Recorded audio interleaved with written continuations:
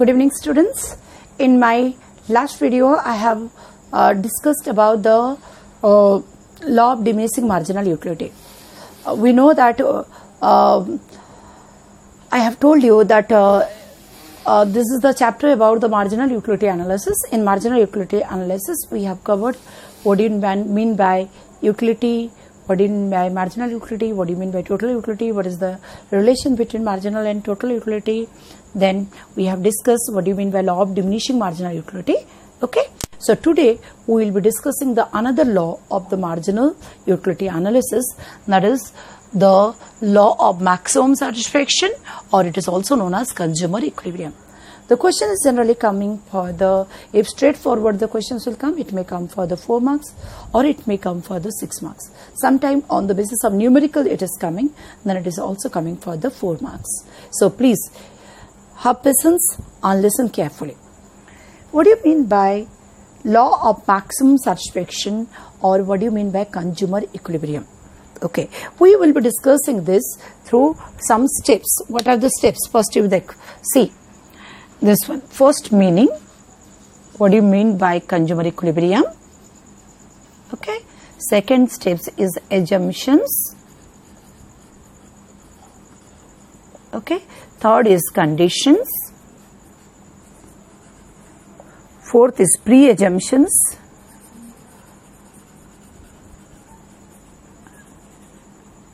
Before table. Then table, then explanation.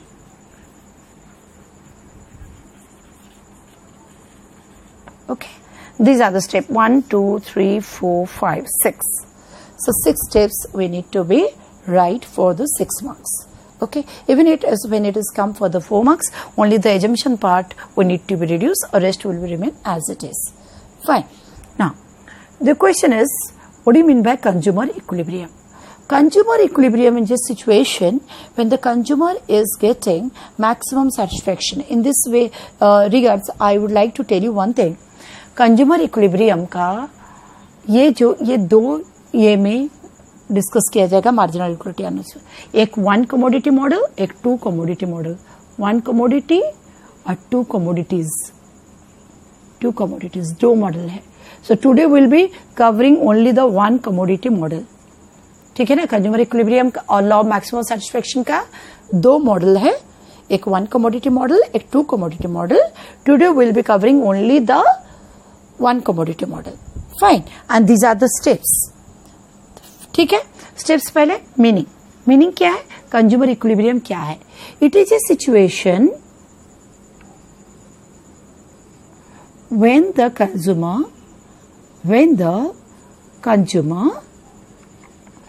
is getting maximum satisfaction. Okay, and he is not having tendency to change the position. मतलब consumer equilibrium एक ऐसा जगह है जहाँ consumer को maximum satisfaction मिलता है, और जैसे ही उसको मैक्सिमम सैटिस्फैक्शन मिल जाता है वो उस जगह पे स्टिक हो जाता है और वो अपना पोजीशन को आगे पीछे नहीं करता. ठीक है. He is not having the tendency to change the position. So consumer equilibrium is a situation when the consumer is getting maximum satisfaction and he in this situations he is not having the tendency to change the positions. Is that clear? Okay, now the meaning is over. Right now we'll go for the assumptions. Assumptions क्या है? Assumptions क्या है? Assumptions में आ गया. Assumptions. What are the assumptions? Assumption 1, consumer must be rational one.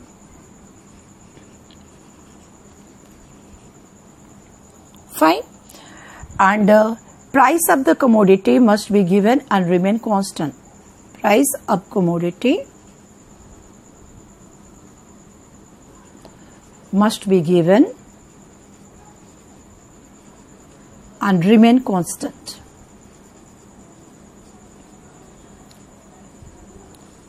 Third, marginal utility of money must be given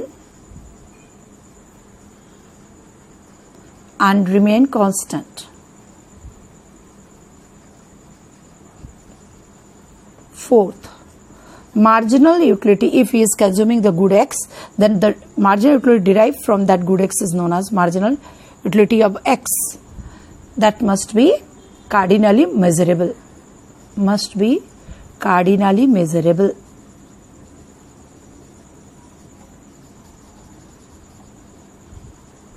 What do you mean by that? Rational one आपको बताई थी मैं, law of diminishing marginal utility में भी rational one का मतलब होता है कंज्यूमर जो है वो ना ड्रंकर्ड होना चाहिए, ना पागल होना चाहिए, एक ऐसा कंज्यूमर होना चाहिए जिसकी इंटेंशन हो कि हम अगर कंज्यूम कर रहे हैं किस चीज को तो हमको ज्यादा सेटिस्फेक्शन मिले, ये टेंडेंसी के लिए हम कंज्यूम कर रहे हैं। ये इच्छा जिस कंज्यूमर के अंदर है उसको रैशनल कंज्यूमर बोला जाएगा। जैसे मैं पढ़ाती हूँ तुम लोग को, तो मेरे एक रैशनल टीचर के हिसाब से मेरा बिहेव क्या होना चाहिए, मेरा बिहेव ऐसा होना चाहिए कि मैं इससे पढ़ाऊं कि मेरे बच्चे को अच्छा मार्क्स मिले। वो है rational behaviour of a teacher. उसी तरह रैशनल तुम्हारा जो बिहेवियर ऑफ कंज्यूमर होता है कि कंज्यूमर तब इसीलिए कंज्यूम करता है कि उसको मैक्सिमम सेटिस्फेक्शन मिले। ये टेंडेंसी जिसके अंदर है उसको रैशनल कंज्यूमर बोला जाता है। ठीक है। सेकंड हुआ प्राइस ऑफ द कमोडिटी। मान लो कमोडिटी एक्स है जिसको कंज्यूमर कंज्यूम करता है, उस कंज्यूमर कमोडिटी का प्राइस पर यूनिट दिया होना चाहिए। ठीक है। Price of commodity must be given and remain constant, और वो price through out the consumption उसका कांस्टेंट रहना चाहिए। ठीक है। जैसे एक्स का दाम 4 रुपया, तो 4 रुपया पर यूनिट कांस्टेंट होना चाहिए। Third, MUM must be, MUM क्या है? Marginal utility of money, that is the utility और the satisfaction derive from spending 1 rupee. 1 rupees से जितना सेटिस्फेक्शन मिलता है उसको बोला जाता है MUM। याद रखना, utility derive from ₹1, that is called MUM. That also must be given and remain constant. Fine. And the fourth one is marginal utility of X must be cardinally measurable. मतलब जितना satisfaction मिलता है उसको quantitatively हम show करते हैं। जैसे X का पहला यूनिट कंज्यूम किया, हमको 30 यूटिल्स का satisfaction मिला, ये कार्डिनली। दूसरा हमको 25 यूनिट्स का मिला, कार्डिनली, मतलब नंबर में जिसको एक्सप्रेस करते हैं। So marginal utility of the X must be cardinally measurable. हो गया। तो हम मीनिंग बता दिए, हम एजम्पशंस बता दिए आपको। अब आते हैं हमारा कंडीशंस। कंडीशंस क्या है? कंडीशंस क्या है? कंडीशंस हो गया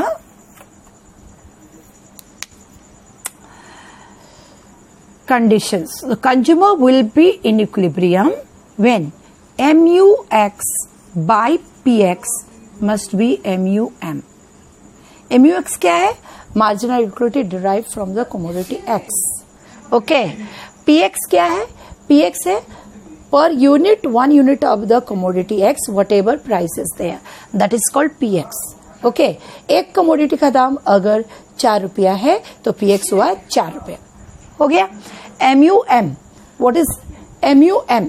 MUM means, I have already told you, it is the utility derived from ₹1, that is called MUM. Okay, so this is MUX. When the MUX by PX will be MUM, then only equal to MUM, then only consumer will reach to the equilibrium. This is the condition. So now we need to presuppose something. I have written pre-assumptions. What do we need to presuppose? We need to presuppose, suppose मतलब क्या दिया गया है? Suppose हम लोग लिखे थे assumptions में क्या कि price of the commodity must be given and remain constant, MUM also must be remain and given constant. तो हम यहाँ assume करेंगे let the price per unit of good X is that is good X, that is PX. हम लिखते हैं कैसे? P बड़ा, X उसके नीचे is ₹4। ठीक है। मतलब ये समझो कि हमको एक गुड्स का दाम ₹4 दिया गया है, that is given remain constant. और MUM that is utility utility derived from ₹1 is equal to 5 utils. दोनों में डिफरेंस है, ये ₹4 है, ये 5 यूटिल्स है, मतलब ₹1 से 5 यूटिल्स के सेटिस्फेक्शन मिलता है। ये हम एज्यूम कर रहे हैं, ये अपने आप को एज्यूम करना होगा, ठीक है। टेबल भी, उसके बाद टेबल भी अपने आप को एज्यूम करके ही बनाओगे टेबल, ठीक है। तो मैं एक टेबल बना रही हूं। Next table, what is the table? Table इस तरह दिया हुआ है टेबल आपको, यूनिट ऑफ कंजम्पशंस MUX जो यूटिल्स में नापा जाएगा, price per unit of X जो रुपीस में दिया जाएगा, और MUM जो यूटिल्स में दिया रहेगा, ठीक है। तो मान लो सपोज कंज्यूमर 6 यूनिट कंज्यूम कर रहा है, 6 यूनिट, तो 1 2 3 4 5 6 किसका? X का। X इज द कमोडिटी, उसका 6 यूनिट कंज्यूमर कंज्यूम कर रहा है। तो पहला जब कंज्यूम कर रहा है उसको 30 यूटिल्स की सैटिस्फैक्शन मिल रहा है। सेकंड जब कंज्यूम, आपको पता है कि घटता जाता है सैटिस्फैक्शन, सेकंड जब कंज्यूम कर रहा है 25, थर्ड जब 20, फोर्थ हो गया 18, फिफ्थ हो गया 16 एंड सिक्स्थ हो गया 12। Okay, and price is ₹4। आपको पता है हर यूनिट का दाम कितना? ₹4। It is given and remain constant 1 2 3 4 5 6। MUM it is also given and remain constant, 5 utils करके MUM। अब हमारा कंडीशंस क्या है? हमारा कंडीशंस क्या है? MU क्या था condition? MUX/PX must be equal to MUM। तो हम लास्ट ये में लिखेंगे MUX/PX, ये निकालेंगे। 30 डिवाइडेड बाय 4, MUX हो गया 30 divided by 4, how much it is? 7.5। 25 divided by 4, how much it is? 6.25।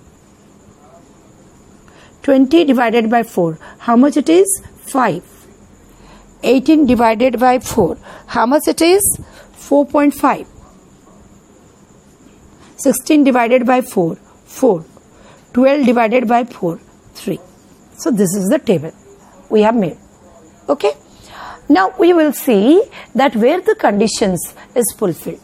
जैसे हम लोग को क्या देखना है? MUX/PX और MUM को देखना है, ये दोनों टेबल को देखना है। ये देखो, क्या MUX/PX MUM के साथ इक्वल है? नहीं। इसका मतलब कंज्यूमर को यहाँ सेटिस्फेक्शन नहीं मिलता है, तो कंज्यूमर ये कंटिन्यू करता जाएगा कंज्यूमेशन। सेकंड में, क्या MUX/PX के साथ सेम है? नहीं, तो सेकंड भी कंज्यूम करेगा कंज्यूमर, ठीक है। थर्ड में देखो, क्या MUX/PX MUM के साथ इक्वल है? यस। ये भी 5 है, ये भी 5.00 मतलब 5। सो ये भी 5 है, ये भी 5 है, तो यहाँ इक्वलिटी आ गया दोनों के अंदर। So that means the consumer will consume up to first, second and third unit, and when he will consume the third unit, there MUX/PX is equal to MUM, so he will stop the consumption over there. He will not proceed further. Why he will not proceed further? Because if you proceed further, then MUX/PX will be less than MUM, so that will give the less satisfactions to the consumer. So neither the consumer will give more satisfaction before third unit, nor it will get the more satisfaction after the third unit, because before third unit MUX/PX is greater than MUM, so it is not advisable to stop the consumptions. Okay, and after third unit you are saying that MUX/PX is less than MUM, so it is also not advisable to again proceed with the consumption. So what the consumer will do? Consumer will consume up to third unit, and at third unit as the condition is fulfilled, he will stop the consumption. That we need to write. अब बात आती है समझने की। इतना आपको लिखना है जितना है सबसे, लेकिन बात आती है समझने की। अब तुम बोलोगे मैम क्यों लिख दिए भाई MUX/PX इक्वल टू MUM, और वो क्यों, उसको हम क्यों मान लें कि वो इक्विलिब्रियम का कंडीशन है? क्या किसी भी बुक में लिखा है तो हम मान लें? नहीं, आपको इसका लॉजिक समझना होगा। लॉजिक क्या है? इधर देखो, हम क्या बोले थे? ₹1 जो खर्चा करते हैं उससे जो सेटिस्फेक्शन मिलता है उसको बोलते हैं MUM। तो ₹1 से हमको कितना सेटिस्फेक्शन मिलता है? 5 यूटिल्स का। और एक कमोडिटी के ऊपर हम कितना खर्चा कर रहे हैं, 4 रुपया। बट अगर 1 रुपये से हमको 5 यूटिल्स का सेटिस्फेक्शन मिल रहा है और एक कमोडिटी के लिए हम 4 रुपया खर्चा कर रहे हैं, तो टोटल सेटिस्फेक्शन कितना मिला, इससे 5 यूटिल्स, इससे 5 यूटिल्स, इससे 5 यूटिल्स, इससे 5, मतलब 4 रुपया एक कमोडिटी में खर्चा कर रहे हैं और 1 रुपये से अगर 5 यूटिल्स का सेटिस्फेक्शन मिल रहा है तो 4 × 5 20 यूटिल्स का सेटिस्फेक्शन हमको मिलना चाहिए। लेकिन पहले में हमको कितना मिल रहा है, 30 यूटिल्स का सेटिस्फेक्शन, मतलब जितना मिलना चाहिए उससे ज्यादा मिल रहा है तो हम कंज्यूम करेंगे। फिर हमको 20 मिलना चाहिए, कितना मिल रहा है, 25, तो कंज्यूम करेंगे। थर्ड में मिलना कितना चाहिए, 20, मिल भी रहा है 20, कंज्यूम करेंगे। लेकिन फोर्थ में जब आ जाता है मिलना चाहिए 20, मिल रहा है 18, इसका मतलब it is not wiser to proceed further. So rational consumer should stop the consumptions at third unit. Is that clear? This is all about your law of maximum satisfaction or consumer equilibrium in one commodity model through marginal utility analysis. इसका थोड़ा numerical एक होगा जो next video में मैं आपको discuss करूंगी। Video already लेंदी हो चुका है, so please wait for my last video. Based on this one numerical will come and we will be discussing about that numerical. Is that clear? Then we will go for the second. Otherwise, we will go for the 2 commodity model, and after that numerical based on 1 commodity and numerical based on 2 commodity. Both we will be doing all together. Is that clear? So, bye-bye. This is all about today. Thank you.